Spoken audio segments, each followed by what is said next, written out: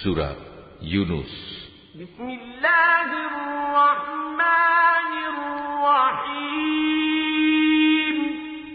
রহমান রহিম আল্লাহর নামে। আলিফ লাম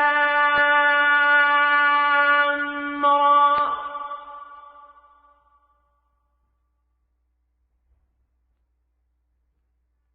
তিলকা আয়াতুল কিতাবিল হাকীম।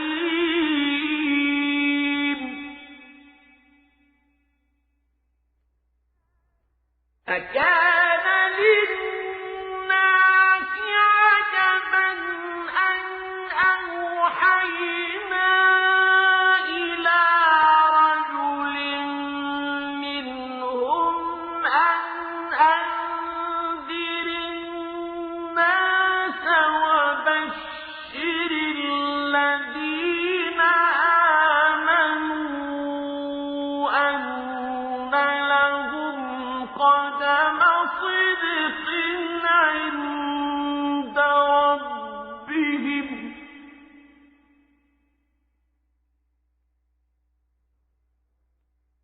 قال الكافرون إن هذا لساحر مبين.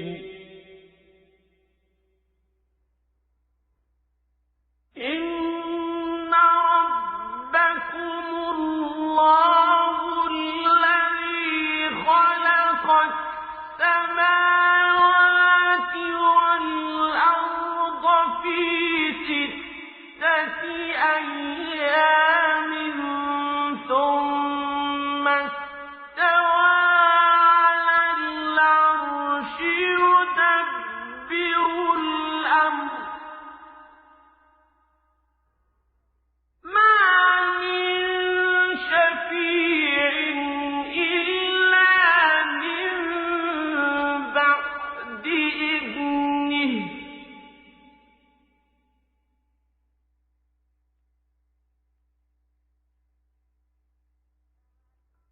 ذلكم الله ربكم فاعبدوه.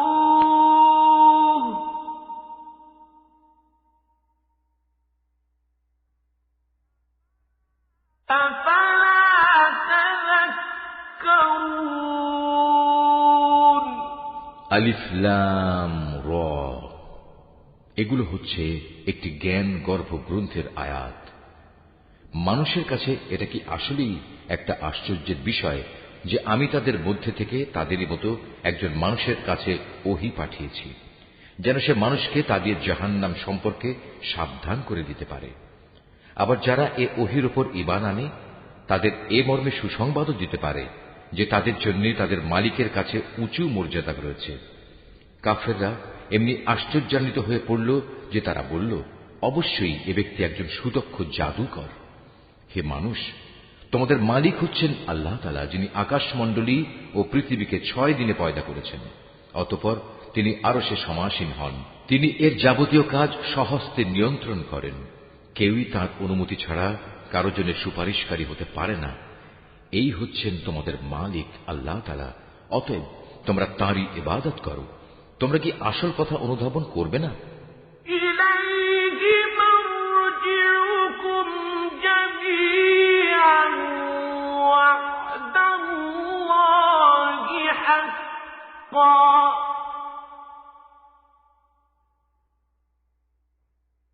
ইন্নাহু ইয়াবদাউল খালqa থুম্মা ইউঈদুহু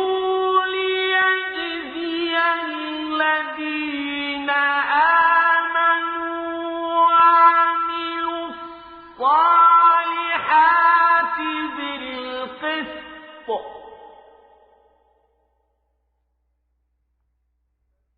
والذين كفروا لهم شراب من حميم وعذاب أليم بما كانوا يكفرون.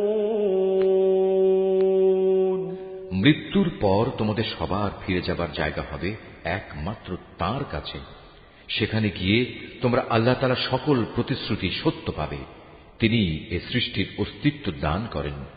মৃত্যুর পর তিনিই আবার তাকে তার জীবন ফিরিয়ে দেবেন, যাতে করে যারা তার উপর ঈমান আনে, ভালো কাজ করে, যথার্থ ইনসাফের সাথে তিনি তাদের কাজের বিনিময় দান করতে পারেন এবং একথাটাও পরিষ্কার করে দিতে পারেন। যারা আল্লাহ তাআলাকে অস্বীকার করে তাদের জন্য উত্তপ্ত পানীয় ও কঠিন শাস্তি রয়েছে, কেননা তারা পরকালের এ শাস্তি অস্বীকার করত। হুয়াল্লাযী জাআলাশ শামসা দিয়াআন ওয়াল কমারা নূরান ওয়া কদ্দারাহু মানাযিলা লিতা'লামু عدد السنين والحساب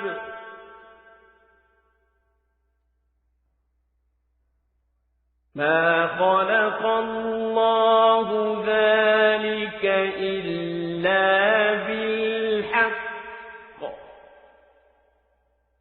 يفصل الآيات لقوم يعلمون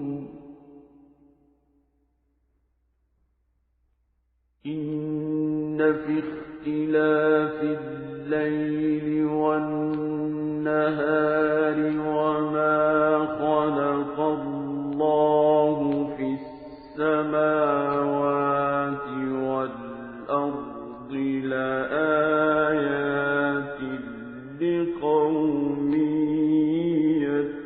يتقون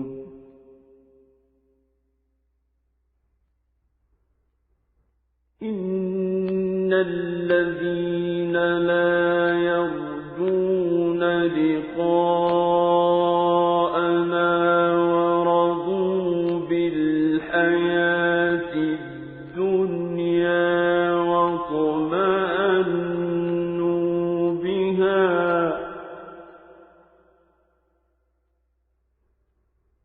فرضوا بالحياة الدنيا واطمأنوا بها والذين هم عن آياتنا غافلون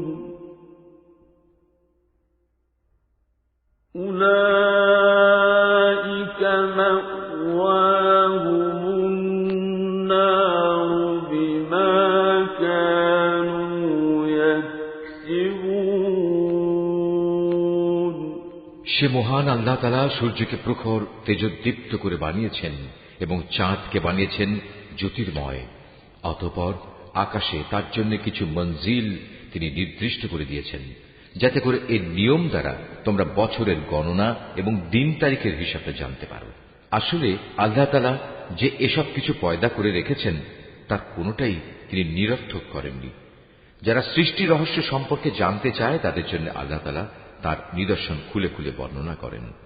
অবশ্যই দিন ও রাতের পরিবর্তনে এবং আল্লাহ তাআলা যা কিছু এ আসমান সমূহ ও জমিনের মাঝে পয়দা করেছেন তার প্রতিটি জিনিসের মাঝে পরেজগার লোকদের জন্য আল্লাহ তাআলাকে চেনার নিদর্শন রয়েছে। মানুষের মাঝে যারা মৃত্যুর পর আমার সাথে সাক্ষাতের প্রত্যাশী নয়, যারা এ পার্থিব জীবন নিয়েই সন্তুষ্ট এবং এখানকার সবকিছু নিয়েই পরিতৃপ্ত, সর্বোপরি যারা আমার সৃষ্টি বৈচিত্র্যের নিদর্শন সমূহ থেকে গাফেল থাকে, তারাই হচ্ছে সেসব লোক যাদের নিশ্চিত ঠিকানা হবে জাহান্নামের আগুন। এ হচ্ছে তাদের সে কর্মফল যা তারা দুনিয়ার জীবনে অর্জন করেছে। ইন্নাল্লাযীনা আমানু ওয়া আমিলুস সালিহাতি ইয়াহদীহিম রাব্বুহুম বিঈমানিহিম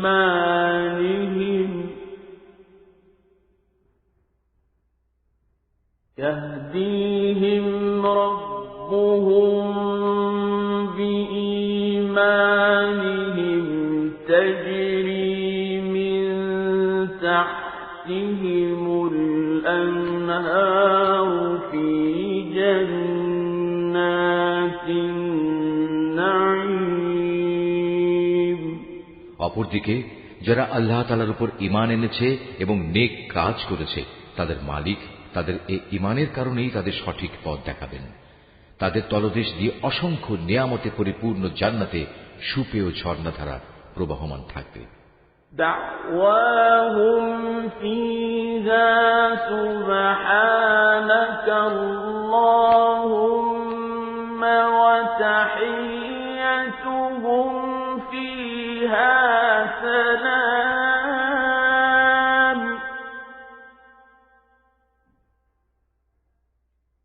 وآخر دعواهم أن الحمد لله رب العالمين ولو يعجل الله للناس الشر استعجالهم بالخير لقضي إليهم أجلهم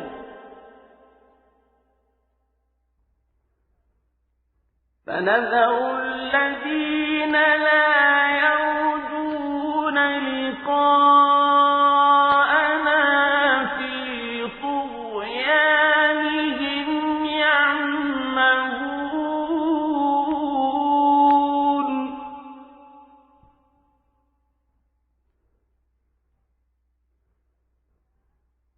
وإذا مس الإنسان الضر دعانا لجنبه أو قاعدا أو قائما فلما كشفنا عنه ضره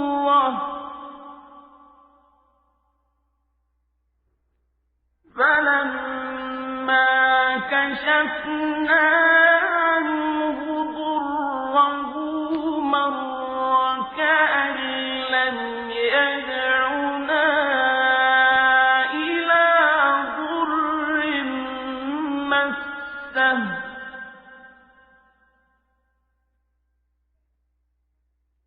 كذلك زين للمسرفين ما كانوا يعملون ولقد أهلكنا القرون من قبلكم لما ظلموا وجاءتهم رسلهم بالبينات وما كانوا ليؤمنوا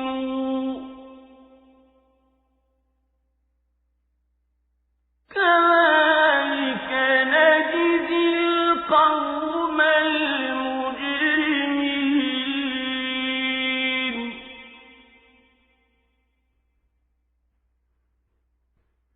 ثم جعلناكم خلائف في الأرض من بعدهم لننظر كيف تعملون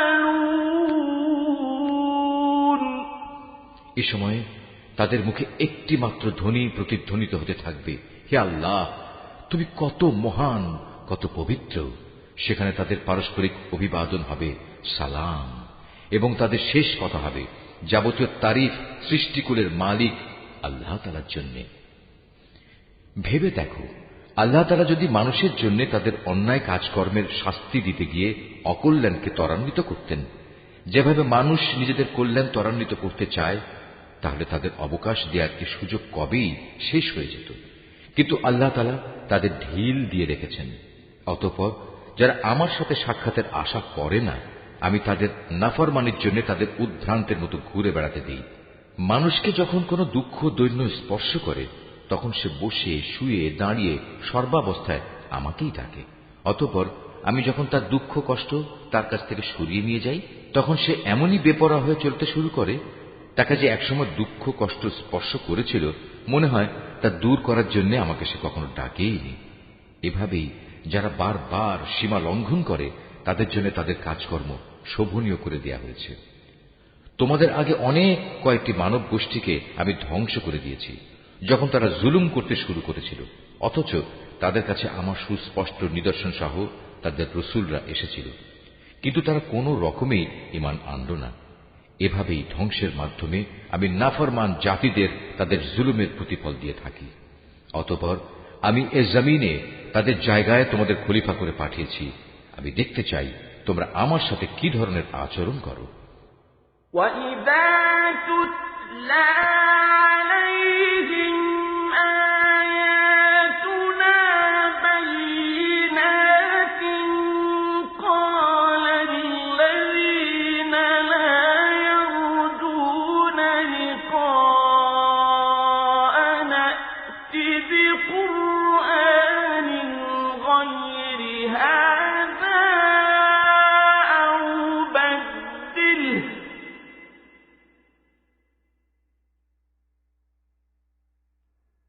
قُلْ مَا يَكُونُ لِي أَنْ أُبَدِّلَهُ مِنْ تِلْقَاءِ نَفْسِي إِنْ أَتَّبِعُ إِلَّا مَا يُوحَىٰ إِلَيَّ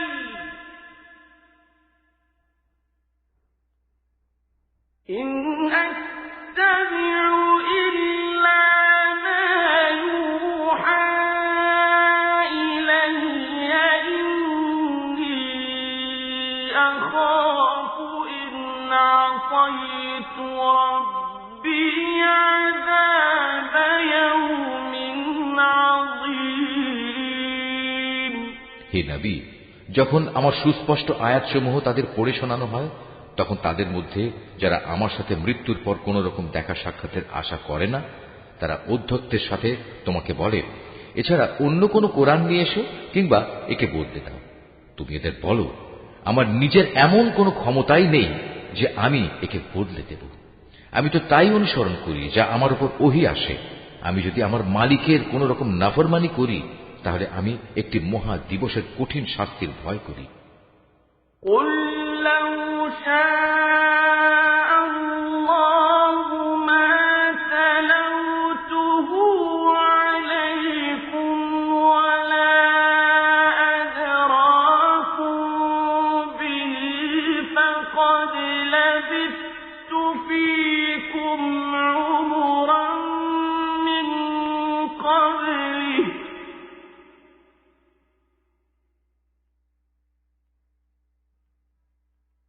أَفَلَا تَعْقِلُونَ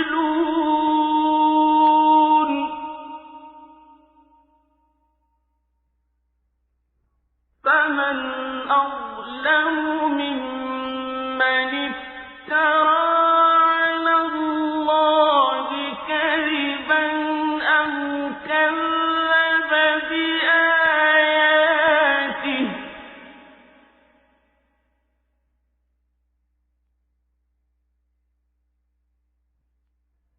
إِنَّهُ لَا يُفْلِحُ الْمُجْرِمُونَ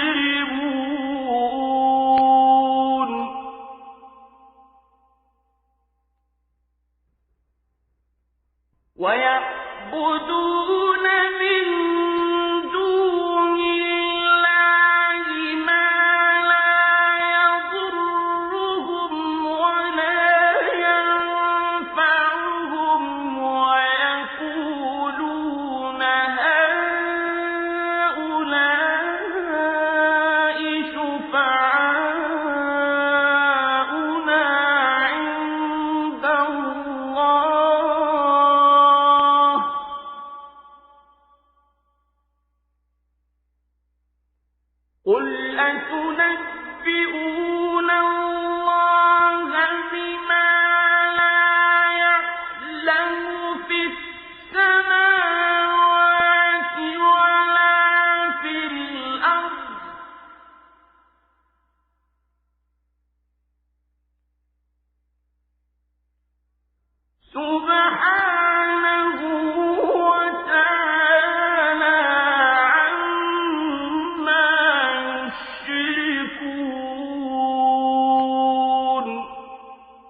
তাদের তুমি এও বলো, আল্লাহ তাআলা না চাইলে আমি তোমাদের কাছে এ কোরআন তো পাঠই করতাম না, আমি তো এ গ্রন্থ সম্পর্কে তোমাদের কোনো কিছু জানাতামই না।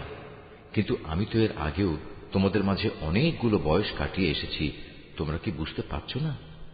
অতঃপর বলো, তার চাইতে বড় জালেম আর কে হতে পারে যে আল্লাহ তাআলার উপর মিথ্যা আরোপ করে কিংবা তার আয়াত অস্বীকার করে? এ ধরনের নাফরমান লোকেরা কখনোই সফল কাম হয় না।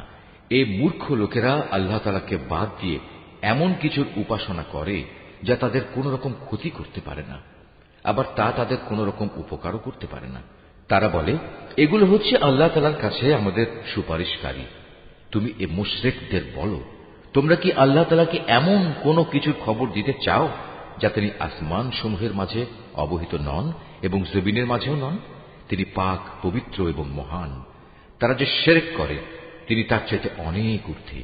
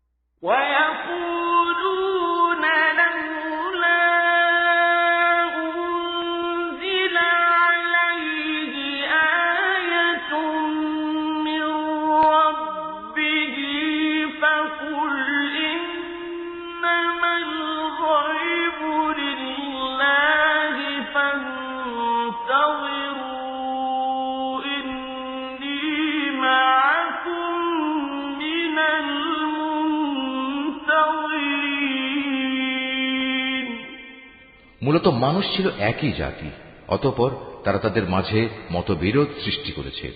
তোমার মালিকের পক্ষ থেকে তাদের শাস্তির মুহূর্তটি মৃত্যুর পরবর্তী জীবন পর্যন্ত স্থগিত করার ঘোষণা না থাকলে কবেই সে বিষয়ে ফয়সালা হয়ে যেত। আজ এ বিষয় নিয়ে তারা মতবিরোধ ঘটায়। তারা আরো বলে, তার মালিকের কাছ থেকে তার উপর কোনো নিদর্শন অবতীর্ণ হয় না কেন? তুমি তাদের বলো, গায়েব সংক্রান্ত যাবতীয় জ্ঞান তো একমাত্র আল্লাহ তাআলার কাছে। অতএব আল্লাহ তাআলার সে গায়েবী ফয়সালার জন্য তোমরা অপেক্ষা করো, আর আমিও তোমাদের সাথে সেদিনের প্রতীক্ষা করছি।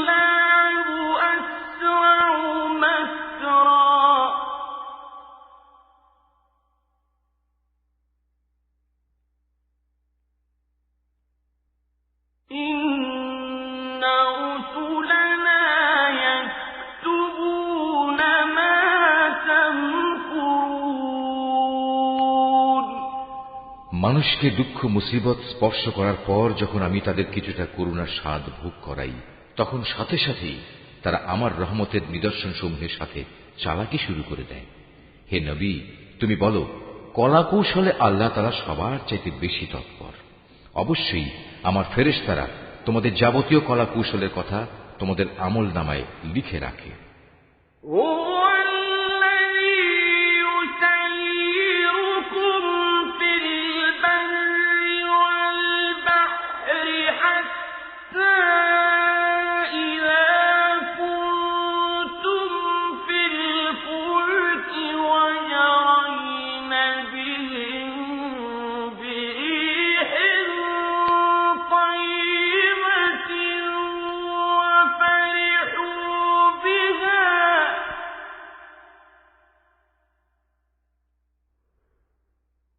وفرحوا بها جاءتها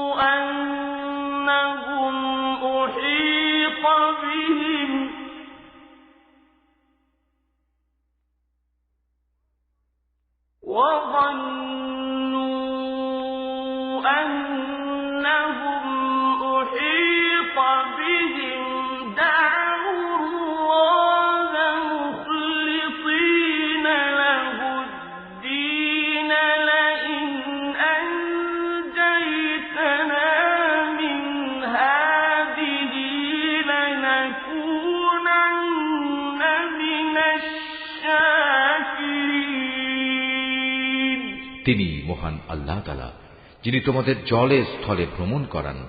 এমনকি তোমরা যখন নৌকায় আরোহণ করো এবং এই নৌকাগুলো যখন তাদের নিয়ে অনুকূল আবহাওয়ায় চলতে থাকে, তখন নৌকার আরোহীরা এতে ভীষণ আনন্দিত হয়।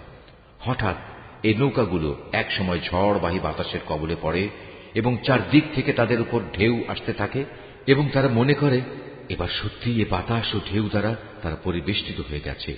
তারা একান্ত নিষ্ঠাবান বান্দা হয়ে আল্লাহ তাআলাকে এই বলে ডাকতে শুরু করে, হে আল্লাহ, যদি তুমি আমাদের এই মহা দুর্যোগ থেকে বাঁচিয়ে দাও, তাহলে আমরা তোমার শুকরগুজার বান্দাদের অন্তর্ভুক্ত হয়ে যাব।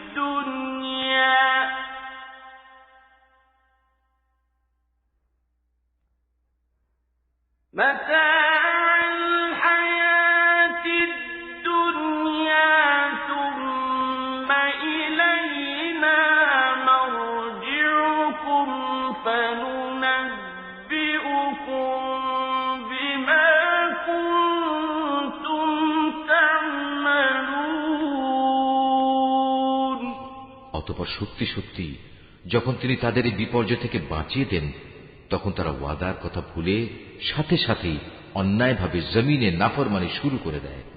হে মানুষ, তোমরা শুনে রাখো, তোমাদের নাফরমানি তোমাদের নিজেদের জন্যই ক্ষতিকারক হবে। মূলত এ হচ্ছে দুনিয়ার সহায় সম্পদ। অতঃপর তোমাদের আমার কাছেই ফিরে আসতে হবে। তখন আমি তোমাদের বলে দেব দুনিয়ার জীবনে তোমরা কে কি করতে।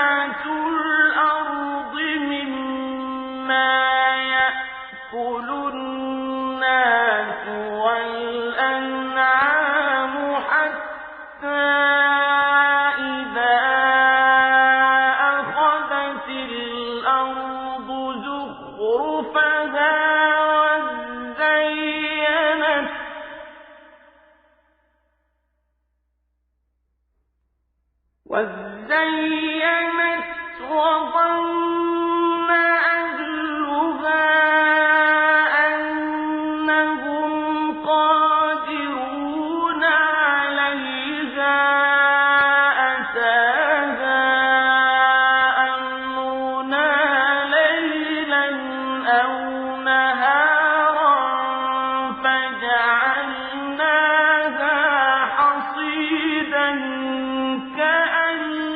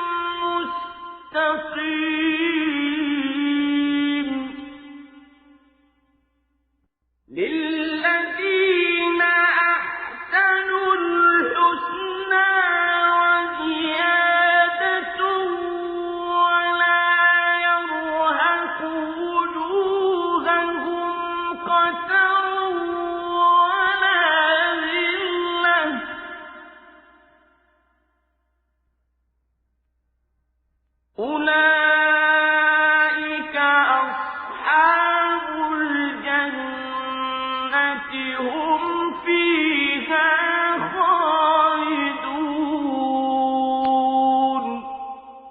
এ পার্থিব জীবনের উদাহরণ হচ্ছে যেমন আমি আকাশ থেকে পানি বর্ষণ করলাম, যা দ্বারা অতঃপর জমিনের গাছপালা ঘন সন্নিবিষ্ট হয়ে উদ্গত হল, যা থেকে মানুষ ও জন্তু জানোয়াররা তাদের আহার সংগ্রহ করল। এরপর একদিন যখন জমিন তার সৌন্দর্যের রূপ ধারণ করল এবং আপন সৌন্দর্যে সে শোভিত হয়ে উঠল, তখন এসব দেখে তার জমিনের মালিক মনে করল তারা বুঝি এর ফসল ভোগ করার উপর এখন সম্পূর্ণ ক্ষমতাবান হয়ে গেছে। এ সময় হঠাৎ করে রাতে কিংবা দিনে আমার আযাবের ফয়সালা তাদের উপর আপতিত হল। ফলে আমি তাদের এমন ভাবে নির্মূল করে দিলাম যেন গতকাল পর্যন্ত এখানে তার কোনো অস্তিত্বই ছিল না। এভাবেই আমি আমার আয়াতসমূহ সেসব জাতির জন্য খুলে খুলে বর্ণনা করি যারা এ সম্পর্কে চিন্তা ভাবনা করে। হে মানুষ, তোমরা এ পার্থিব জীবনের ধোঁকায় পড়ে আছো, অথচ আল্লাহ তাআলা তোমাদের চিরস্থায়ী এক শান্তির নিবাসের দিকে ডাকছেন। তিনি যাকে ইচ্ছা করেন তাকে সহজ সরল পথে পরিচালিত করেন। যারা ভালো কাজ করেছে যাবতীয় কল্যাণ তো থাকবে তাদের জন্যই, এবং থাকবে তার চাইতেও বেশি। সেদিন তাদের চেহারা কোনো কালিমা ও হীনতা দ্বারা আচ্ছন্ন থাকবে না। তারাই হবে জান্নাতের অধিবাসী, তারা সেখানে থাকবে চিরদিন। والذين كسبوا السيئات جزاء سيئة بمثلها وترهقهم ذلة ما لهم من الله من عاصم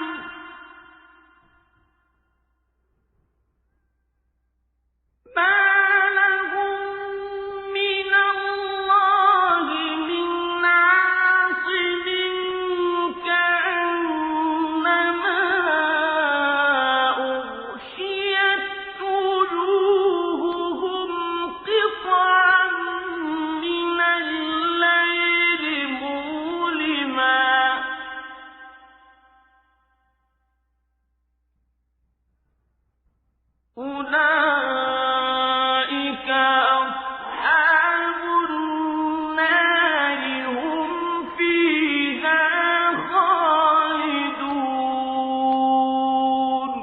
অপরদিকে যারা মন্দ কাজ করেছে তাদের মন্দের প্রতিফল তেমন মন্দই হবে। অপমান তাদের আচ্ছন্ন করে ফেলবে। সেদিন আল্লাহর আযাব থেকে তাদের রক্ষাকারী কেউই থাকবে না। তাদের চেহারা এমনই কালো হবে যেন রাতের অন্ধকার ছিঁড়ে তার একটি টুকরো তাদের মুখের উপর ছেয়ে দেওয়া হয়েছে। এরা হচ্ছে জাহান্নামের অধিবাসী, সেখানে তারা চিরদিন থাকবে। ويوم نحشرهم جميعا ثم نقول للذين أشركوا مكانكم أنتم وشركاؤكم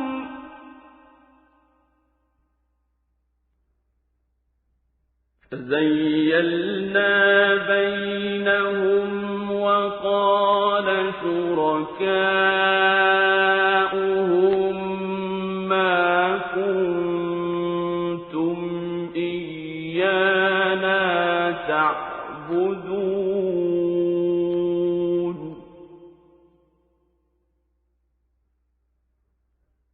فكفى بالله شهيدا بيننا وبينكم إن كنا عن عبادتكم لغافلين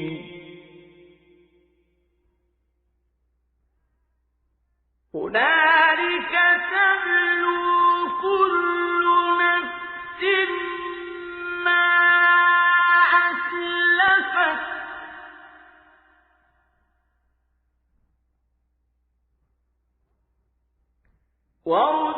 وردوا إلى الله مولاهم الحق وضل عنهم ما كانوا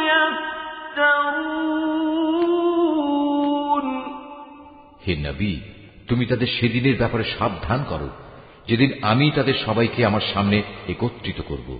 অতঃপর যারা আমার সাথে শরীক করেছে তাদের আমি বলবো, তোমরা এবং যাদের তোমরা শরীক করেছ স্ব স্থানে অবস্থান করো। এরপর আমি তাদের এক দলকে আরেক দল থেকে আলাদা করে দেব এবং যাদের তারা শরীক করেছিল তারা বলবে, না, তোমরা তো কখনো আমাদের উপাসনা করতে না। আজ আল্লাহ তাআলাই আমাদের এবং তোমাদের মাঝে সাক্ষ্য প্রদানকারী হিসেবে যথেষ্ট হবেন। আমরা তোমাদের উপাসনার ব্যাপারে আসলেই গাফেল ছিলাম। এভাবেই সেদিন প্রত্যেক ব্যক্তি নিজের কর্মফল যা সে করে এসেছে পুরোপুরি জানতে পারবে এবং সবাইকে তাদের আসল মালিক আল্লাহ তাআলার কাছে ফিরিয়ে নেওয়া হবে। দুনিয়ায় তারা যেসব মিথ্যা ও অলীক কথাবার্তা আল্লাহ তাআলা সম্পর্কে উদ্ভাবন করত, নিমেষেই তা তাদের কাছ থেকে হারিয়ে যাবে।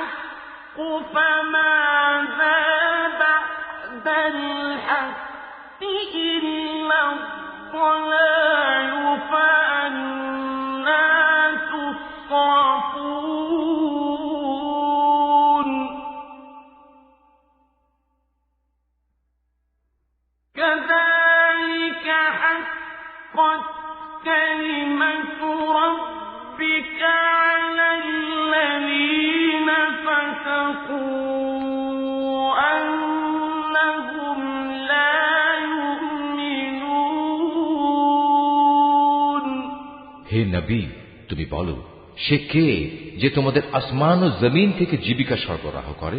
অথবা তোমাদের শোনা ও দেখার ক্ষমতা কার কর্তৃত্বাধীন? কে আছে এমন যে জীবিতকে মৃত থেকে আবার মৃতকে জীবিত থেকে বের করে আনে? কে আছে এমন যে এসব কিছুর পরিকল্পনা প্রণয়ন করে? তাদের এসব প্রশ্ন করলে তারা সাথে সাথেই বলে উঠবে, হ্যাঁ, অবশ্যই আল্লাহ।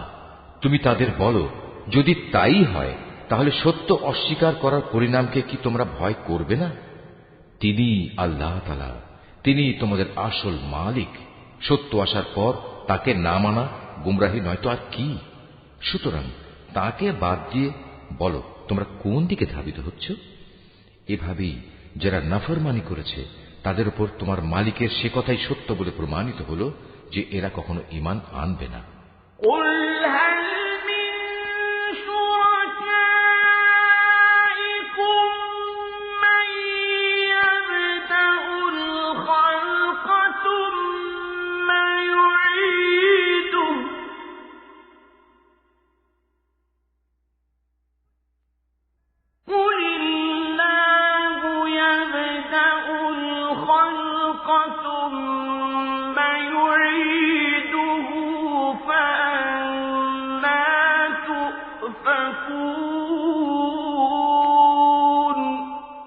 তুমি তাদের আরো বলো, তোমাদের বানানো এসব শরীকদের মধ্যে এমন কেউ কি আছে যে প্রথমবার বানাতে পেরেছিল অতঃপর মৃত্যুর পর আবারও তা তৈরি করতে পারবে?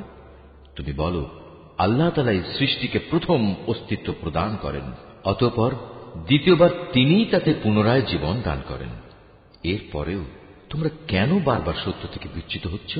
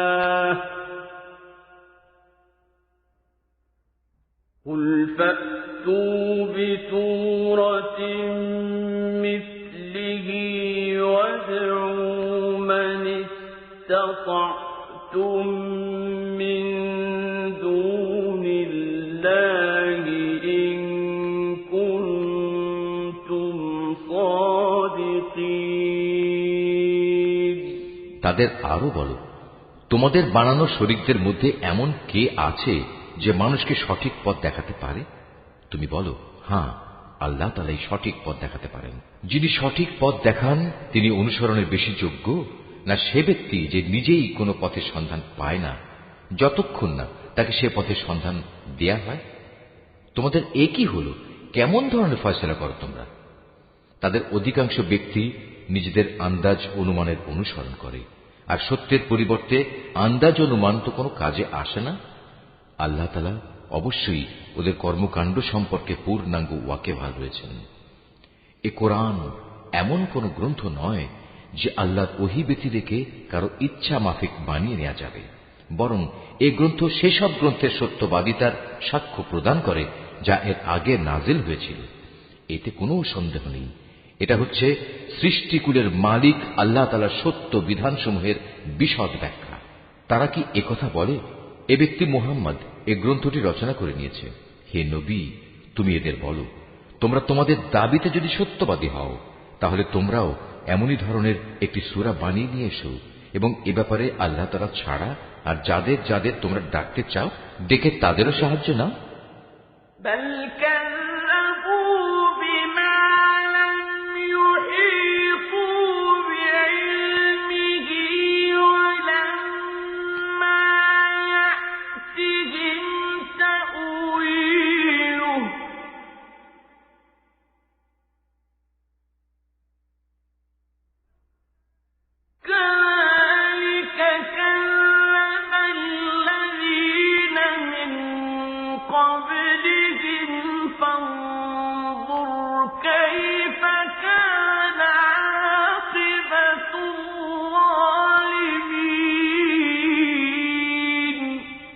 আসল কথা হচ্ছে যে বিষয়ে তারা তাদের জ্ঞান দিয়ে আয়ত্ত করতে পারল না, কিংবা মানবীয় জ্ঞান বিজ্ঞানের সীমাবদ্ধতার কারণে যার ব্যাখ্যা এখনো তাদের পর্যন্ত পৌঁছয়নি, তারা তাই অস্বীকার করে বসল। তাদের পূর্ববর্তী মানুষরাও এভাবে অস্বীকার করেছিল। আজ দেখো এ অস্বীকারী জালেমদের পরিণাম কি হয়েছে।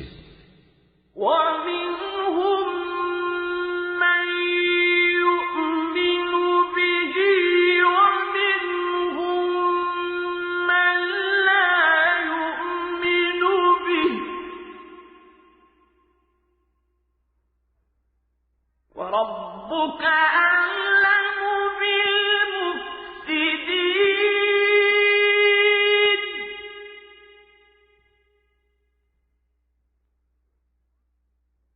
وإن كذبوك فقل لي عملي ولكم عملكم أنتم بريئون مما أعمل وأنا بريء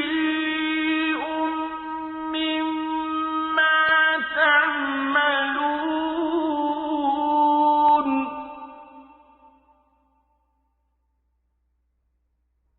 ومنهم من يستمعون إليك أفأنت تسمع الصم ولو كانوا لا يعقلون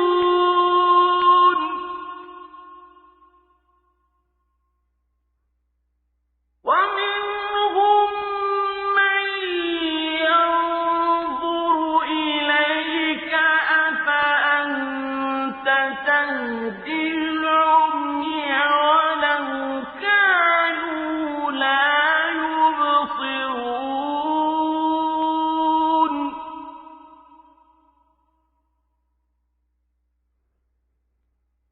إن الله لا يظلم الناس شيئا ولكن الناس أنفسهم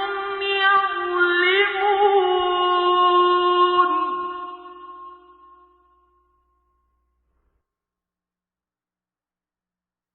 ويوم يحشرهم كأن لم يلبثوا إلا ساعة من النهار يتعارفون بينهم قد خسر الذين كذبوا بلقاء الله وما كانوا مهتدين তাদের মধ্যে কিছু লোক এই গ্রন্থের উপর ঈমান আনবে, আবার কিছু আছে যারা এতে ঈমান আনবে না। জেনে রেখো তোমার মালিক কিন্তু এই বিপর্যয় সৃষ্টিকারীদের ভালো করেই জানেন। এত বলা কওয়া সত্ত্বেও তারা যদি তোমাকে মিথ্যা প্রতিপন্ন করতেই থাকে, তাহলে তুমি তাদের বলে দাও, দেখো আমার কাজকর্মের দায়িত্ব আমার উপর, আর তোমাদের কাজকর্মের দায়িত্ব তোমাদের উপর। আমি যা কিছু করছি তার জন্য তোমরা দায়ী নাও, আবার তোমরা যা করো তার জন্য আমি দায়ী নই। হে নবী, এদের মধ্যে কিছু লোক এমন আছে যারা তোমার দিকে কান পেতে রাখে। তুমি কি বধিরকে আল্লাহর কালাম শোনাবে, যদিও তারা এর কিছুই বুঝতে পারে না? আবার ওদের মধ্যে কেউ কেউ আছে যারা তোমার দিকে তাকিয়ে থাকে, কিন্তু তুমি কি অন্ধকে পথ দেখাবে, যদিও তারা নিজেরা এর কিছুই দেখতে পায় না? নিঃসন্দেহে আল্লাহ তাআলা মানুষের উপর কোন রকম জুলুম করেন না, বরং আল্লাহর অবাধ্য হয়ে মানুষেরা নিজেরাই নিজেদের উপর জুলুম করে। যেদিন তিনি তাদের সবাইকে একত্রিত করবেন, সেদিন তাদের মনে হবে যেন তারা দুনিয়ায় দিনের একটি ক্ষণ মাত্র কাটিয়ে এসেছে। তখন তারা একজন আরেকজনকে চিনতে পারবে। ক্ষতিগ্রস্ত হয়েছে তারা যারা আল্লাহর সামনাসামনি হওয়াকে অস্বীকার করেছিল। আসলে এই মানুষরা কখনোই হেদায়েত প্রাপ্ত ছিল না। وَإِمَّا نُرِيَنَّكَ بَعْضَ الَّذِي نَعِدُهُمْ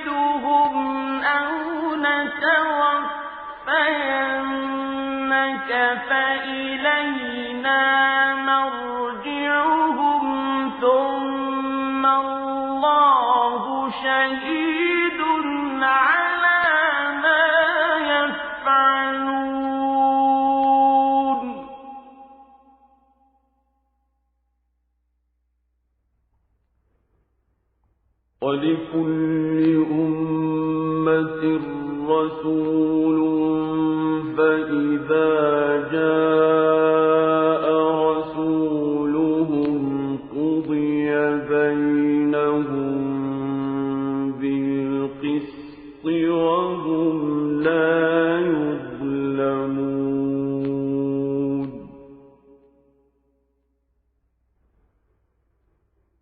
ويقولون متى هذا الوعد إن كنتم صادقين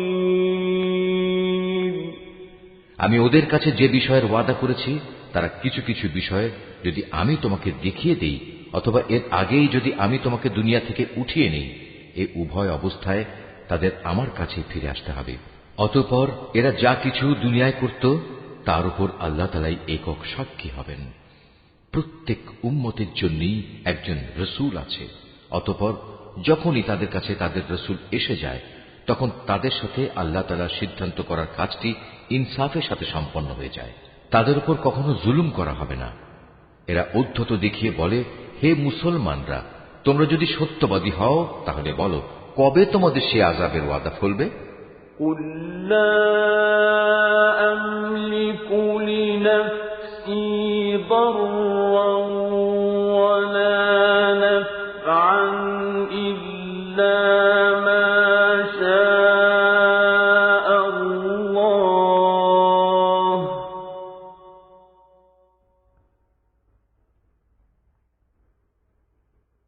لِكُلِّ أُمَّةٍ أَجَلٌ إِذَا جَاءَ أَجَلُهُمْ فَلَا يَسْتَأْخِرُونَ سَاعَةً وَلَا يَسْتَقْدِمُونَ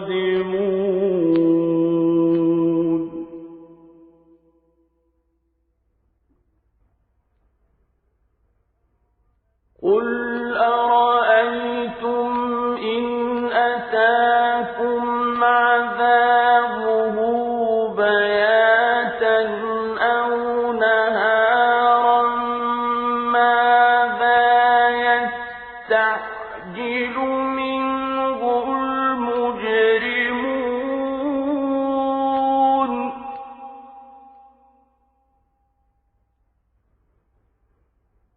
ثُمَّ إِذَا مَا وَقَعَ آمَنتُم بِهِ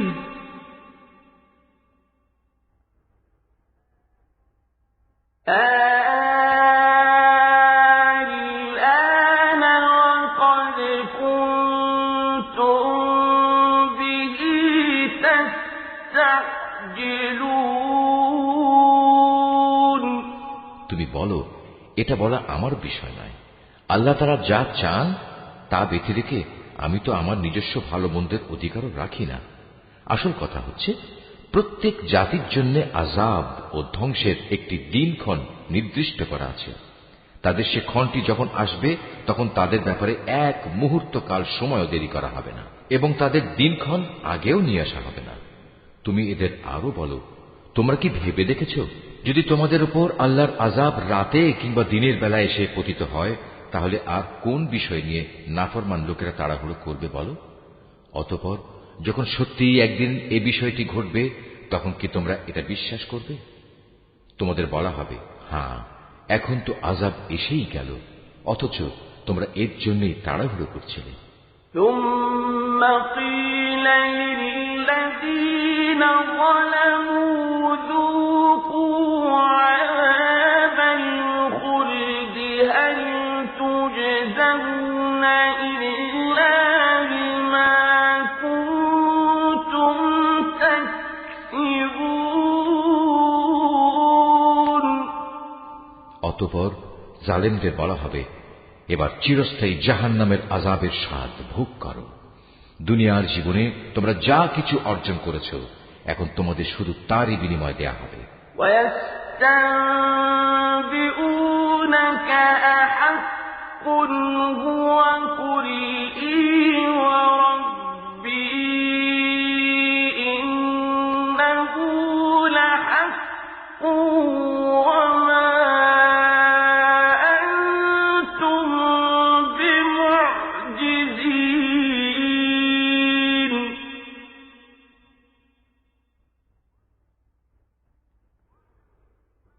ولو أن لكل نفس ظلمت ما في الأرض لافتدت به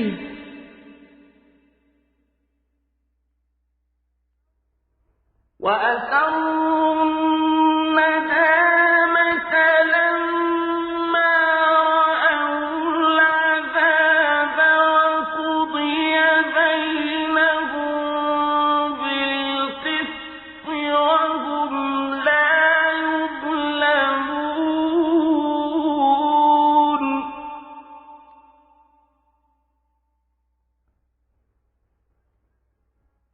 ألا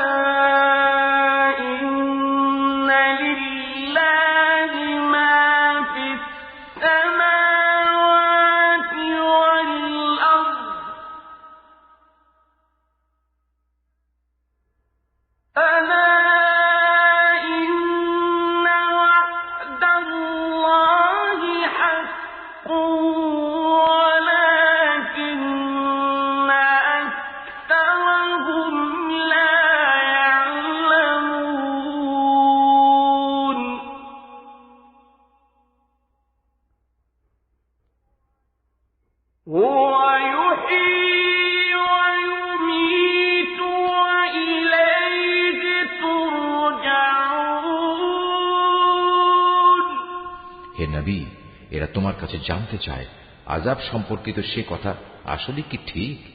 বলো, হ্যাঁ, আমার মালিকের শপথ, এটা অমোঘ সত্য। জেনে রেখো, প্রতিশোধ নেয়ার ব্যাপারে তোমরা কোনোদিনই তাকে অক্ষম করে দিতে পারবে না।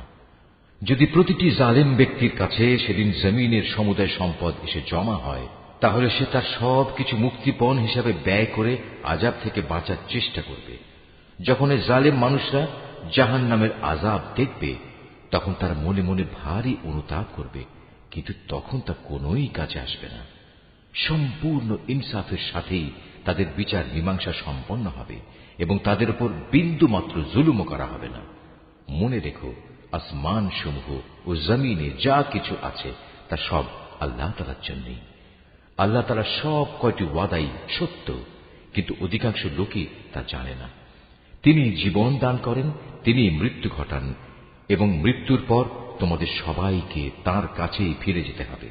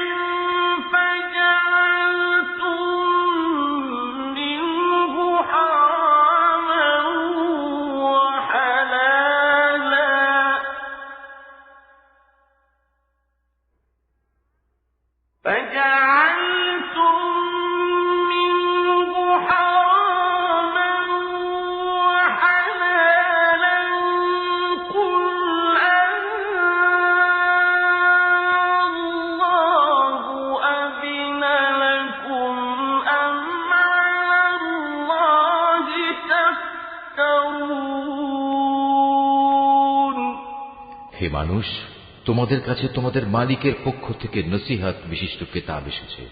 এটা মানুষের অন্তরে যেসব ব্যাধি রয়েছে তার প্রতিকার এবং মোমেনদের জন্য হেদায়েত ও রহমত।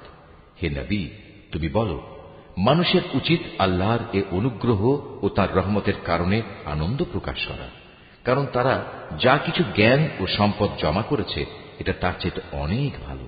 তুমি এদের বলো, তোমরা কি কখনো এই কথা চিন্তা করে দেখেছ, আল্লাহ তাআলা তোমাদের জন্য যে রিজিক নাজিল করেছেন তার মধ্যে থেকে কিছু অংশকে তোমরা হারাম আর কিছু অংশকে হালাল করে নিয়েছ। তুমি এদের আরো বলো, এসব হালাল হারামের ব্যাপারে আল্লাহ তাআলা কি তোমাদের কোনো অনুমতি দিয়েছেন, না তোমরা আল্লাহর প্রতি মিথ্যা আরোপ করছো?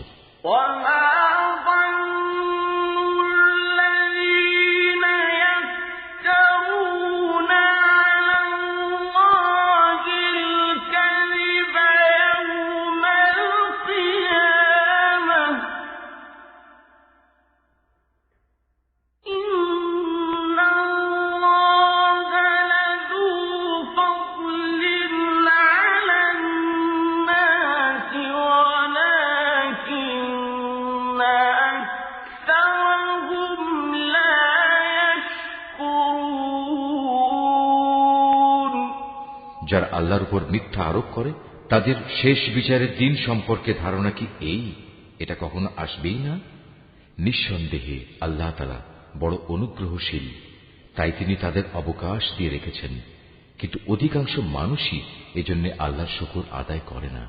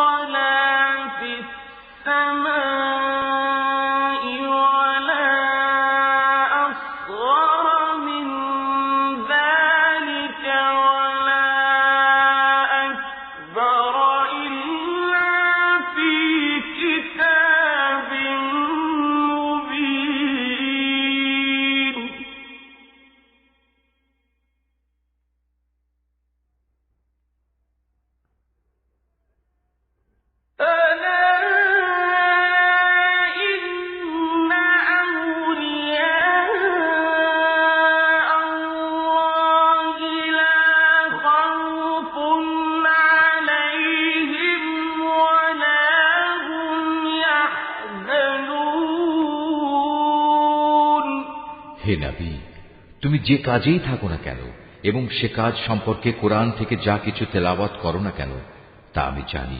হে মানুষরা, তোমরা যে কোনো কাজ করো, যে কোনো কাজে তোমরা প্রবৃত্ত হও না কেন, আমি তার ব্যাপারে তোমাদের উপর সাক্ষী হয়ে থাকি।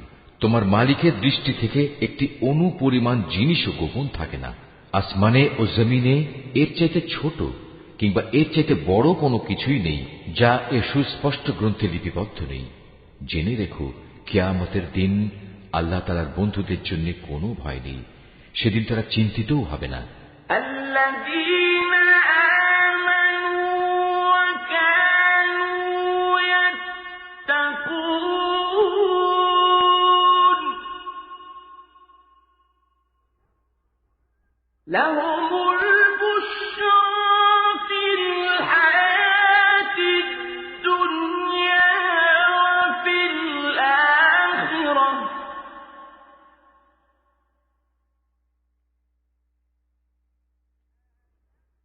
لا تبديل لكلمات الله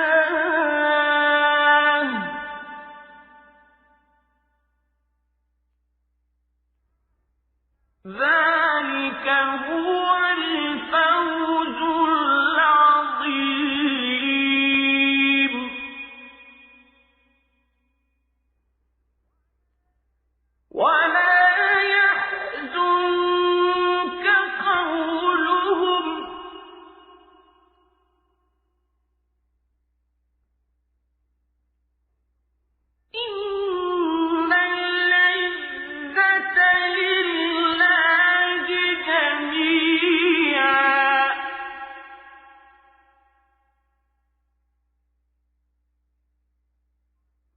هُوَ السَّمِيعُ الْعَلِيمُ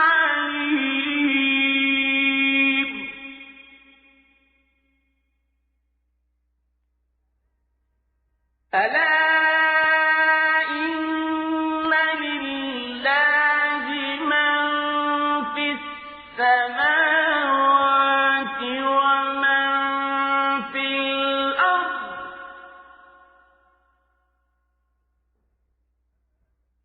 وَمَا يَتَّبِعُ الَّذِينَ يَدْعُونَ مِن دُونِ اللَّهِ شُرَكَاءَ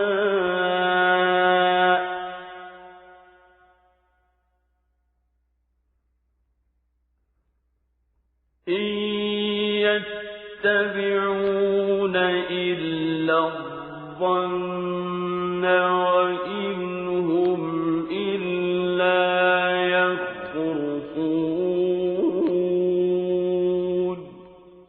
এরা হচ্ছে সেসব লোক যারা আল্লাহর উপর ঈমান এনেছে এবং তাকে ভয় করেছে। এ ধরনের লোকদের জন্য দুনিয়ার জীবনে যেমন সুসংবাদ রয়েছে, তেমনি পরকালের জীবনেও রয়েছে সুসংবাদ। আল্লাহ তাআলার বাণীর কোনো রদ বদল হয় না, আর সত্যিকার অর্থে এটা হচ্ছে মহা সাফল্য। হে নবী, তোমাকে তাদের কথা যেন কোনো দুঃখ না দেয়। নিশ্চয়ই মান ইজ্জত সবই আল্লাহ তাআলার করায়ত্তে। তিনি সব কিছু শোনেন, সব কিছু জানেন। জেনে রেখো, যা কিছু আসমানে আছে আবার যা কিছু আছে জমিনে, সবই আল্লাহর অনুগত। যারা আল্লাহ তাআলা ছাড়া কল্পিত শরীকদের ডাকে, তারা তো শুধু কিছু আন্দাজ অনুমানেরই অনুসরণ করে মাত্র। তারা মূলত মিথ্যাবাদী ছাড়া আর কিছুই নয়। هُوَ الَّذِي جَعَلَ لَكُمُ اللَّيْلَ لِتَسْكُنُوا فِيهِ وَالنَّهَارَ مُبْصِرًا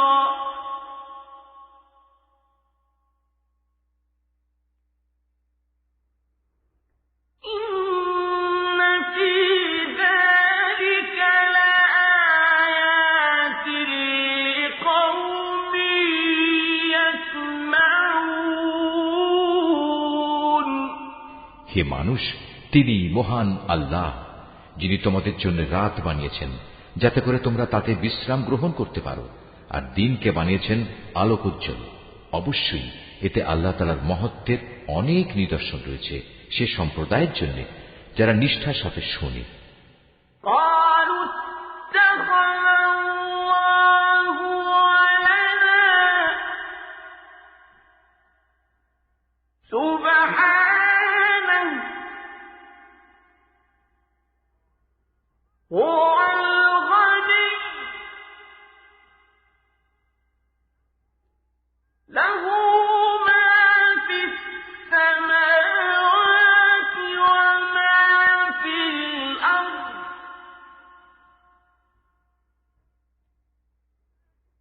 إِنْ عِندَكُم مِّن سُلْطَانٍ بِهَٰذَا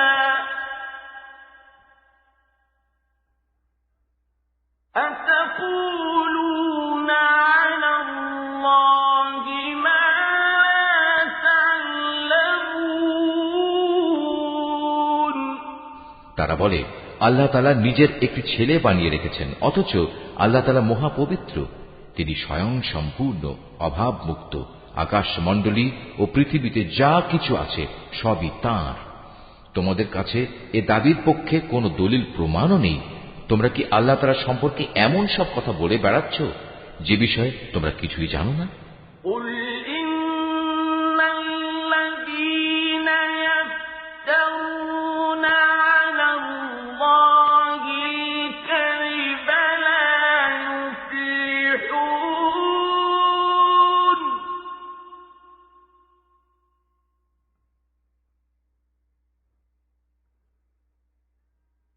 مَتَاعٌ فِي الدُّنْيَا ثُمَّ إِلَيْنَا مَرْجِعُهُمْ ثُمَّ نُذِيقُهُمُ الْعَذَابَ الشَّدِيدَ بِمَا كَانُوا يَكْفُرُونَ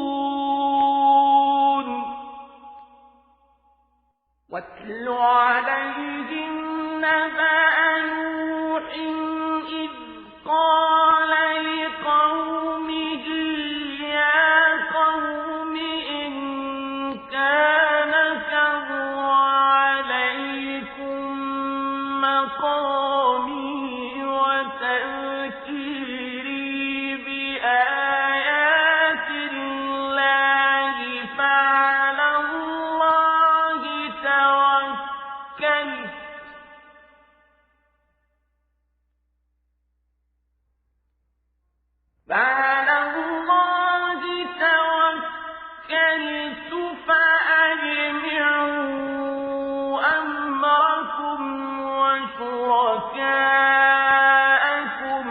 ثم لا يكن أمركم عليكم غمة ثم قضوا إلي ولا تنظرون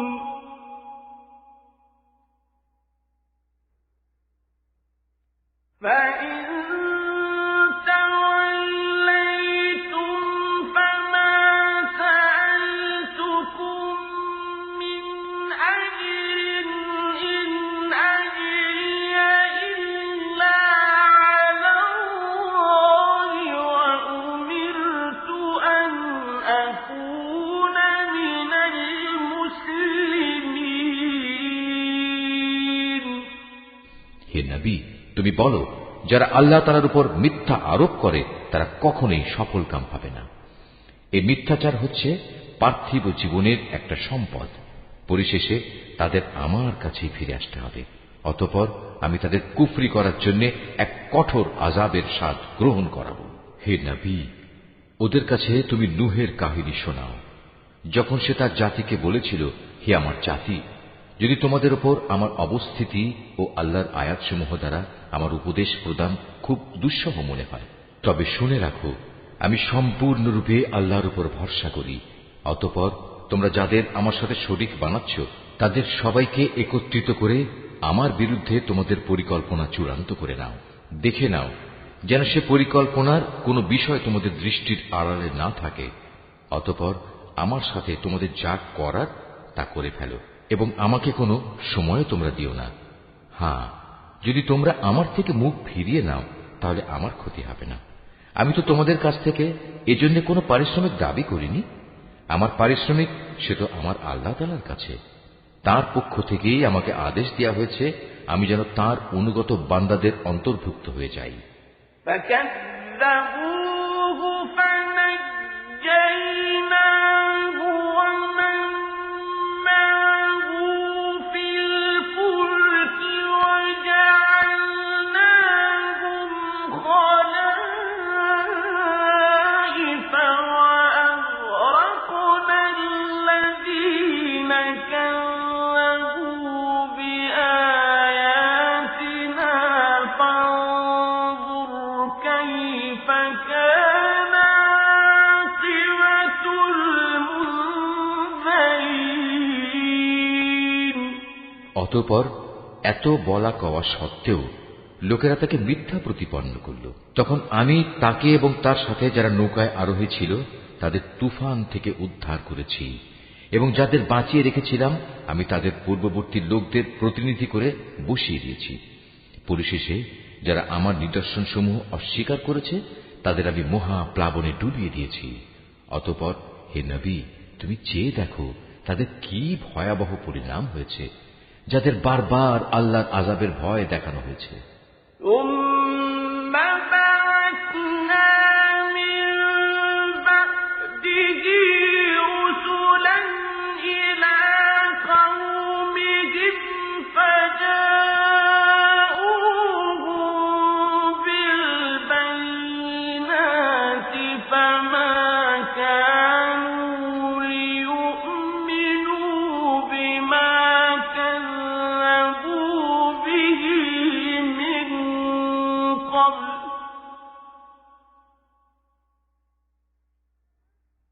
كذلك نطبع على قلوب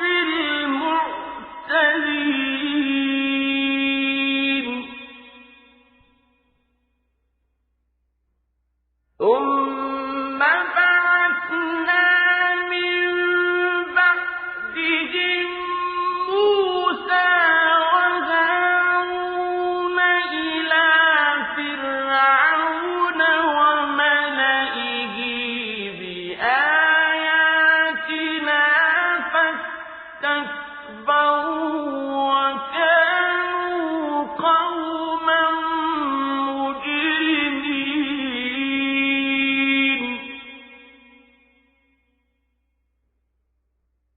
فلما جاءهم الحق من عندنا قالوا إن هذا لسحر مبين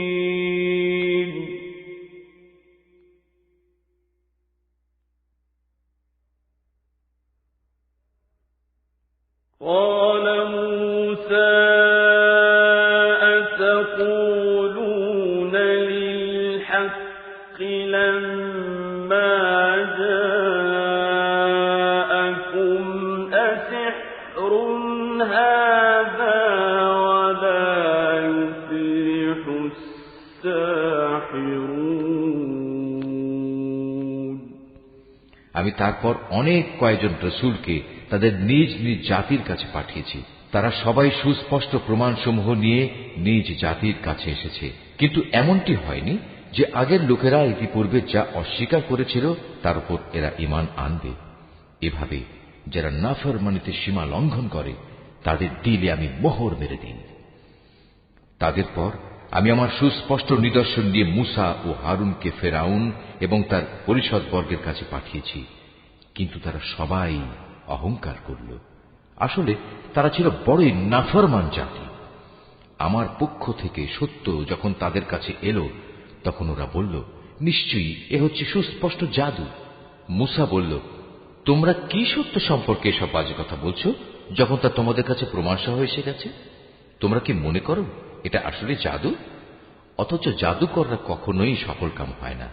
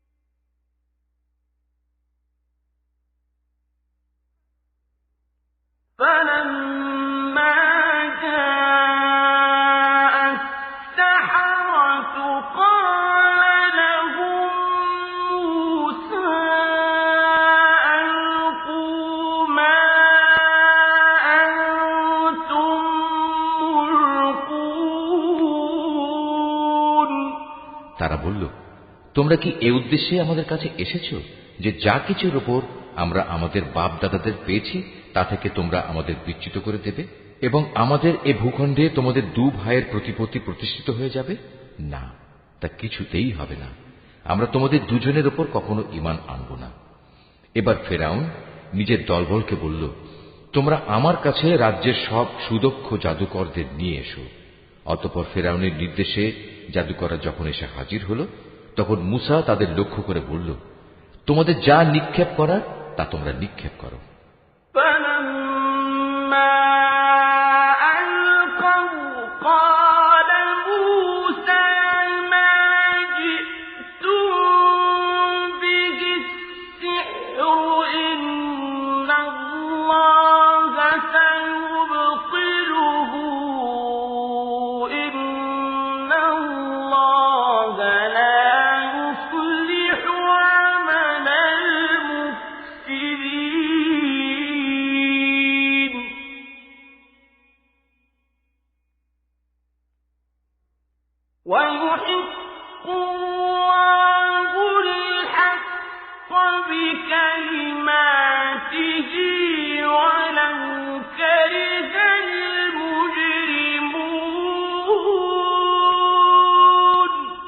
তারা যখন তাদের জাদুর বাণ নিক্ষেপ করল তখন মুসা বলল, তোমরা যা নিয়ে এসেছ তা হচ্ছে আসলেই জাদু। দেখবে অচিরেই আল্লাহ তাআলা তা ব্যর্থ করে দেবেন। আল্লাহ তাআলা কখনো ফাসাদ সৃষ্টিকারীদের কাজকর্ম শুধরে দেন না। আল্লাহ তাআলা স্বীয় বাণী দ্বারা সত্যকে সত্য বলে প্রতিষ্ঠিত করেন, যদিও নাফরমান মানুষরা একে খুবই অপ্রীতিকর মনে করে।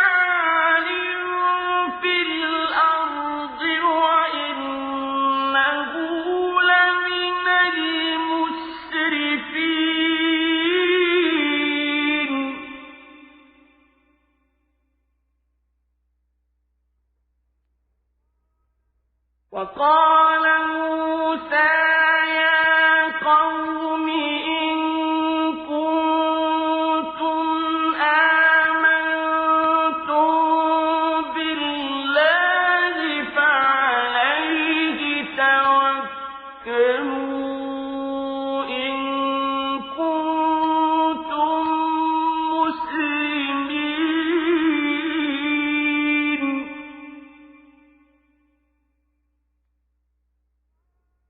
فقالوا على الله توكلنا ربنا لا تجعلنا فتنة للقوم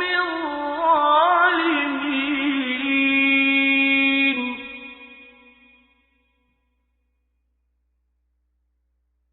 ونجنا برحمتك من القوم الكافرين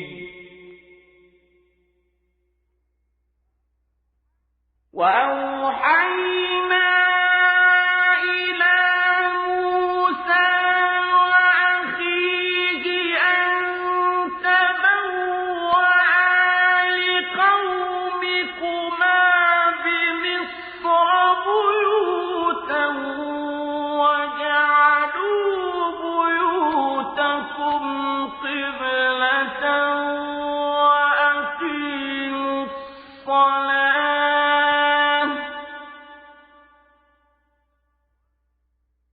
وبشر المؤمنين ফেরাউন ও তার পরিষদ বর্গের ভয়ে মুসার উপর তার জাতির কতিপয় কিশোর যুবক ছাড়া অন্য কোনো লোক ঈমান আনেনি। অবশ্যই ফেরাউন ছিল জমিনের মাঝে অহংকারী বাদশাহ এবং মারাত্মক সীমা লঙ্ঘনকারী। মুসা তার উপর যারা ঈমান এনেছে তাদের বলল, হে আমার জাতি, তোমরা যদি সত্যি মুসলমান হয়ে থাকো তাহলে অধৈর্য না হয়ে যিনি তোমাদের মালিক তোমরা তাঁর উপর ভরসা করো, যদি তোমরা আল্লাহতে আত্মসমর্পণকারী হও। মুসার কথায় অতঃপর তারা বলল, হ্যাঁ, আমরা আল্লাহর উপরই ভরসা করি এবং আমরা বলি, হে আমাদের মালিক, তুমি আমাদের জালেম সম্প্রদায়ের অত্যাচারের শিকারে পরিণত করো না এবং তোমার একান্ত রহমত দ্বারা তুমি আমাদের ফেরাউন ও তার কাফের সম্প্রদায়ের হাত থেকে মুক্তি দাও। আমি এরপর মুসা ও তার ভাই হারুনের কাছে ওহী পাঠালাম, তোমরা তোমাদের জাতির লোকদের জন্য মিশরেই ঘর বাড়ি বানাও এবং তোমাদের ঘরগুলোকে কেবলামুখী করে বানাও এবং তাতে তোমরা নামাজ প্রতিষ্ঠা করো। সর্বোপরি ঈমানদারদের মুক্তির সময় ঘনিয়ে এসেছে মর্মে সুসংবাদ দাও। وقال موسى ربنا إنك آتيت فرعون وملأه زينة وأموالا في الحياة الدنيا ربنا ليضلوا عن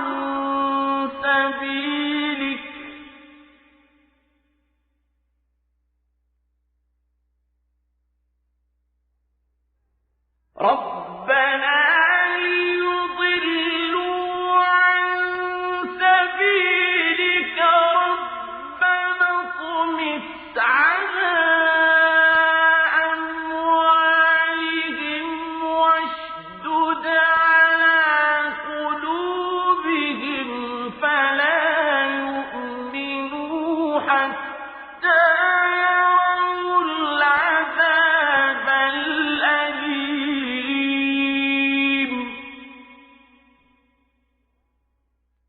قال قد أجيبت دعوتكما فاستقيما ولا تتبعان سبيل الذين لا يعلمون وجاوزنا ببني إسرائيل البحر فأتبعهم فرعون وجنوده بغيا وعدوا حتى إذا أدركه الغرق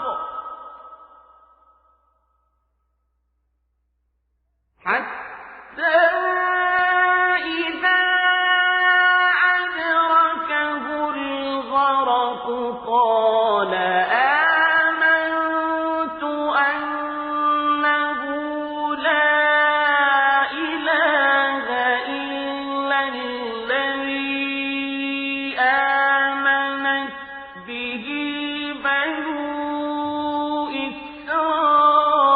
إسرائيل وأنا من المسلمين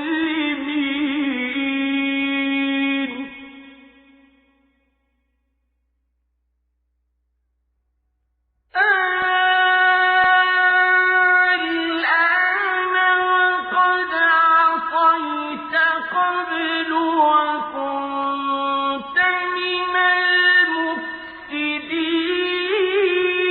المفسدين فاليوم ننجيك ببدنك لتكون لمن خلفك آية وإن كثيرا من الناس عن آياتنا لغافلون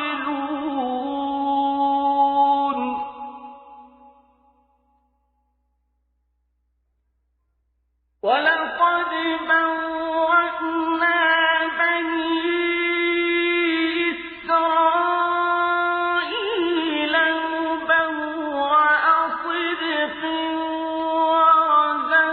ورزقناهم من الطيبات فما اختلفوا حتى جاءهم العلم إن ربك يقضي بينهم يوم القيامة فيما كانوا فيه يختلفون মুসা আল্লাহ তাআলাকে বলল, হে আমাদের মালিক, নিঃসন্দেহে তুমি ফেরাউন ও তার মন্ত্রী পরিষদকে দুনিয়ার জীবনে সৌন্দর্যমণ্ডিত উপকরণ এবং ধন সম্পদ দান করে রেখেছ। এটা কি এজন্যে, হে আমাদের মালিক, তারা এ দিয়ে জনপদের মানুষকে তোমার পথ থেকে গোমরা করে দেবে? হে আমাদের মালিক, তাদের সমুদায় ধন সম্পদ বিনষ্ট করে দাও, তাদের অন্তরসমূহকে আরো শক্ত করে দাও। মূলত তারা একটা কঠিন আযাব নাজিল হতে না দেখলে কখনোই ঈমান আনবে না। আল্লাহ তাআলা বললেন, হ্যাঁ, তোমাদের উভয়ের দোয়াই কবুল করা হয়েছে।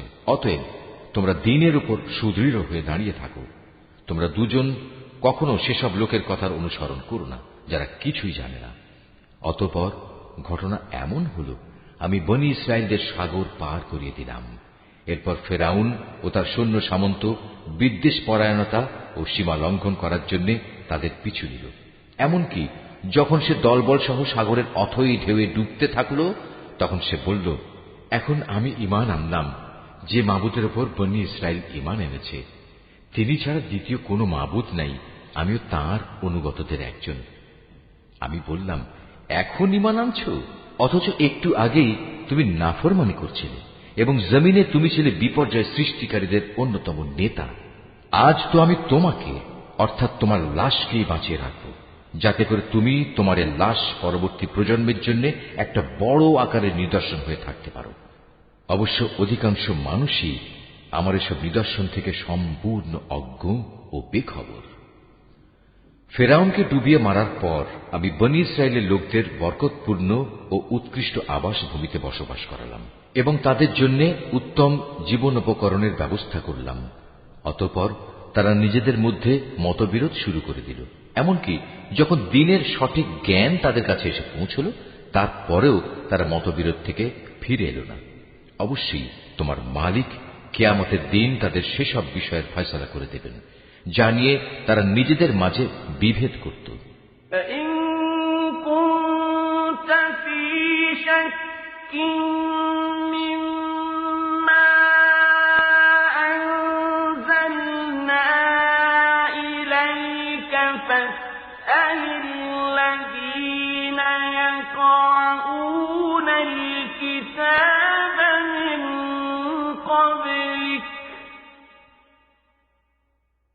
لقد جاءك الحق من ربك فلا تكونن من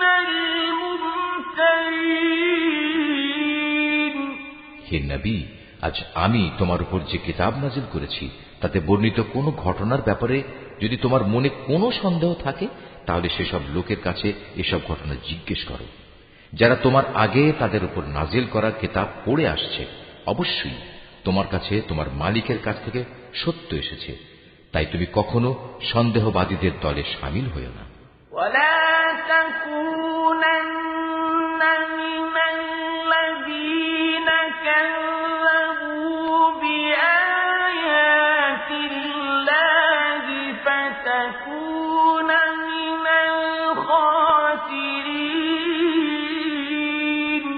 আর তুমি তাদের দলেও শামিল হইও না যারা আল্লাহর আয়াতসমূহ মিথ্যা প্রতিপন্ন করেছে।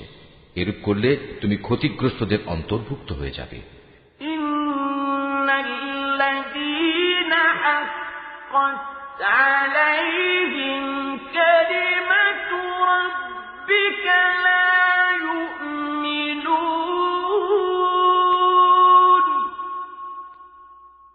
ولو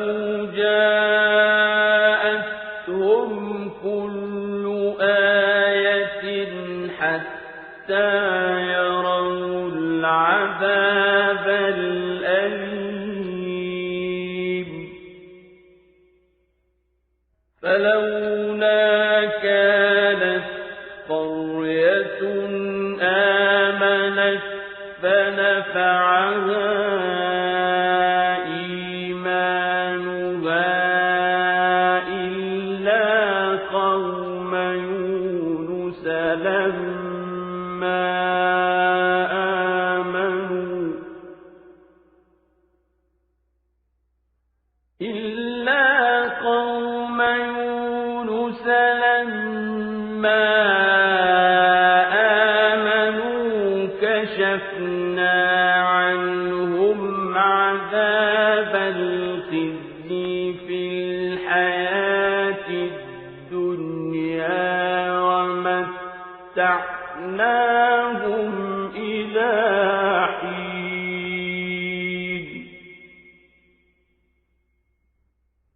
ولو شاء ربك لآمن من في الأرض كلهم جميعا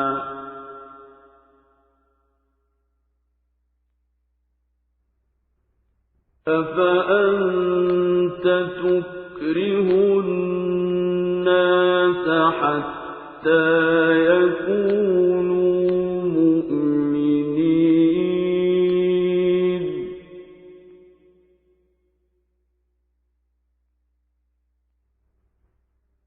وما كان لنفس أن تؤمن إلا بإذن الله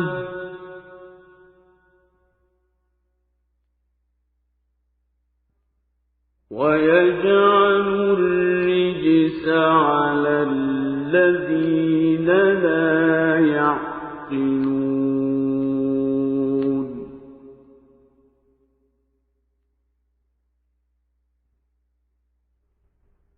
قل انظروا ماذا في السماوات والأرض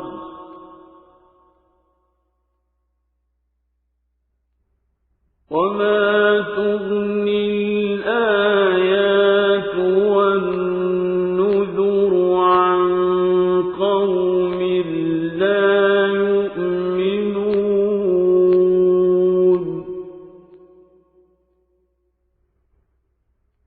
فهل ينتظرون إلا مثل أيام الذين خلوا من قبلهم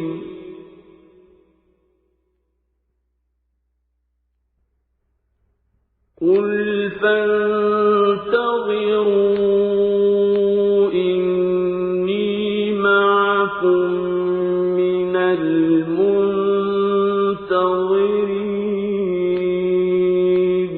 হে নবী, অবশ্যই তাদের ব্যাপারে তোমার মালিকের কথা সত্য প্রমাণিত হয়ে গেছে যে তারা কখনো ঈমান আনবে না।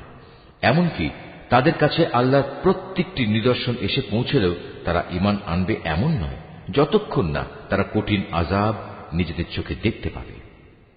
ইউনুস নবীর সম্প্রদায় ব্যতীত অন্য কোন জনপদ এমন ছিল না যারা এভাবে আযাব দেখে ঈমান এনেছে এবং তাদের এ ঈমান তাদের কোনো উপকার করতে পেরেছে। তারা যখন আযাব আসতে দেখে আল্লাহর উপর ঈমান আনল, তখন আমি তাদের এ পার্থিব জীবনের অপমানকর আযাব তাদের কাছ থেকে সরিয়ে নিলাম এবং তাদের আমি এক বিশেষ সময় পর্যন্ত জীবনের উপায় উপকরণ থেকে উপকৃত হতেও সুযোগ দিলাম। হে নবী, তোমার মালিক চাইলে এ জমিনে যত মানুষ আছে তারা সবাই ঈমান আনত, কিন্তু তিনি তা চাননি। তাছাড়া তুমি কি জোর জবরদস্তি করে চাইবে যে তারা সবাই মোমেন হয়ে যাক? কোন মানুষেরই এ সাধ্য নেই যে আল্লাহর অনুমতি বেঁধে রেখে সে ঈমান আনবে। যারা ঈমানের রহস্য বুঝতে পারে না, আল্লাহ তাআলা এভাবেই তাদের জীবনের উপর কুফর ও শিরকের কলুষ লাগিয়ে দেন।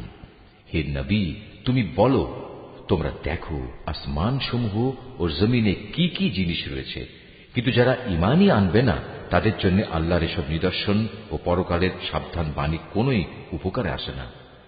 তারাও কি সে ধরনের কোন দিনের অপেক্ষা করছে যে ধরনের অপমানকর দিন তাদের আগের লোকদের উপর এসেছিল? যদি তাই হয়, তাহলে তুমি বলো, তোমরা সেদিনের অপেক্ষা করো, আমিও তোমাদের সাথে অপেক্ষা করতে থাকব।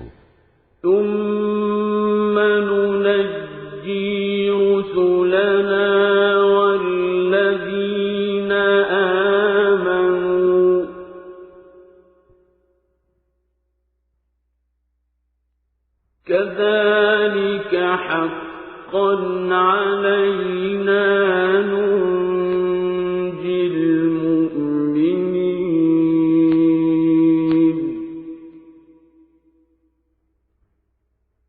قل يا أيها الناس إن كنتم في شك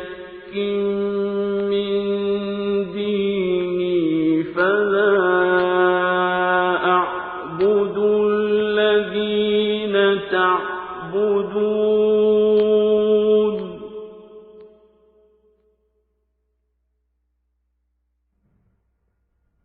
فلا أعبد الذين تعبدون من دون الله ولكن أعبد الله الذي يتوفاكم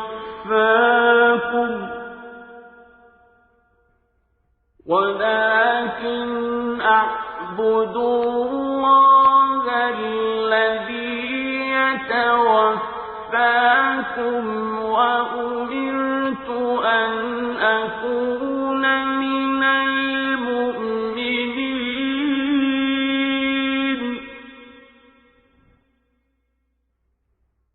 وأن أقم وجهك للدين حنيفا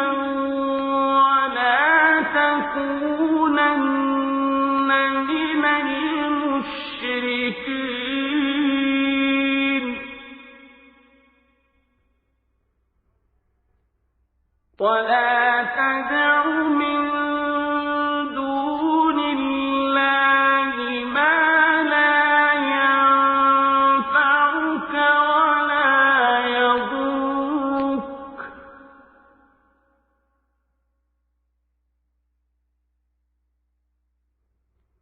فإن فعلت فإنك إذا من الظالمين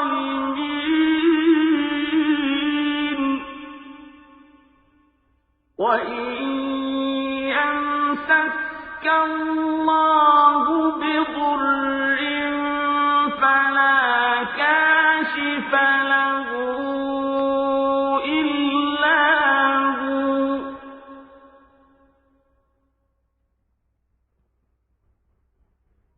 وإن يردك بخير فلا راد لفضله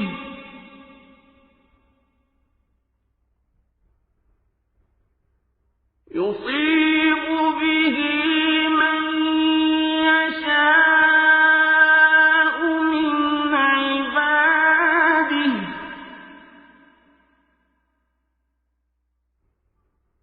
وهو الغفور الرحيم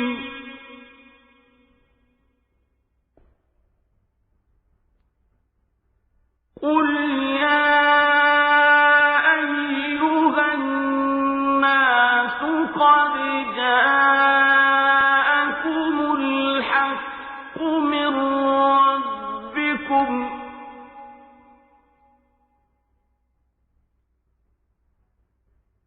فمن اهتدى فإنما يهتدي لنفسه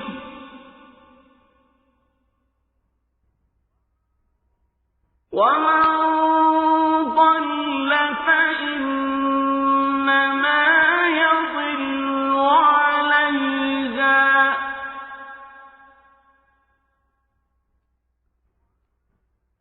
وما أنا عليكم بوكيل অতঃপর যখন আযাবের সময় আসে তখন আমি আমার রাসূলদের সেই আযাব থেকে বাঁচিয়ে দেই এবং তাদেরও বাঁচিয়ে দেই যারা ঈমান আনে।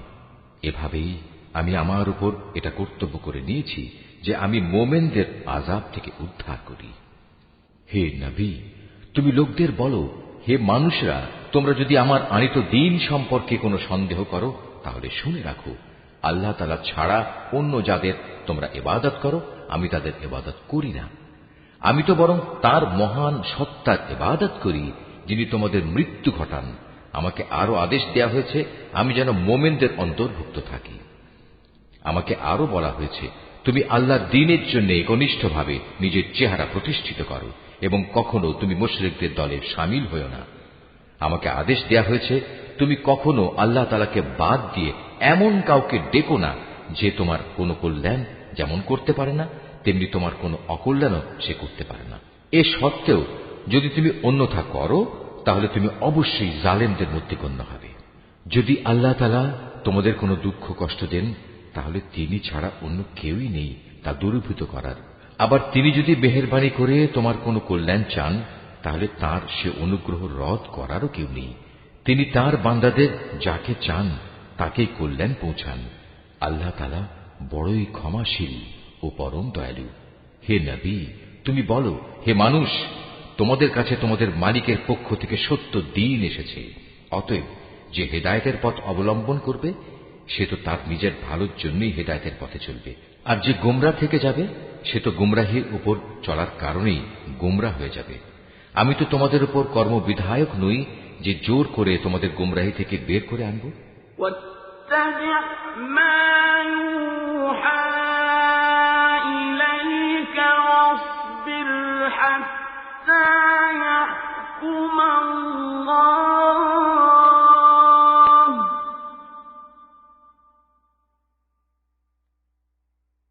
وهو خير الحاكمين হে নবী, তোমার উপর যে হেদায়েত নাজিল করা হয়েছে তুমি তার অনুসরণ করো এবং ধৈর্য ধারণ করো যে পর্যন্ত আল্লাহর পক্ষ থেকে কোনো ফয়সালা না আসে, কেননা তিনিই হচ্ছেন সর্বোত্তম ফয়সালাকারী।